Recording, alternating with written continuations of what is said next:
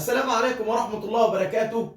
أعزائي المتابعين، لازلنا بنناقش بعض القضايا اللي بتقابلنا في شغلنا والحاجات اللي الناس بتقع فيها من دون ما تكون واخدة بالها، وواجبنا إن احنا بنعمل الفيديوهات دي للتوعية.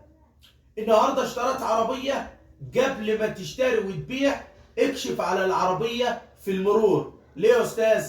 أصل ربما تكون العربية عليها حظر، اللي كان ساحب عليها قرض ومحظور عليها، كان عليها وقف مثلا جمارك والكلام ده كله. فقبل ما تشتري عربية اكشف عليها في المرور، بحيث يظهر لك كل اللي على العربية، عليها غرامات كتيرة، عليها اي شيء، اي حاجة هتظهر على العربية هتلاقيها في الملف بتاع العربية في المرور. لكن مش بعد ما تبيع والراجل يقبض فلوسه ويمشي منك تروح تسجل، تروح تجدد رخصة، تتفاجأ ان العربية محظورة.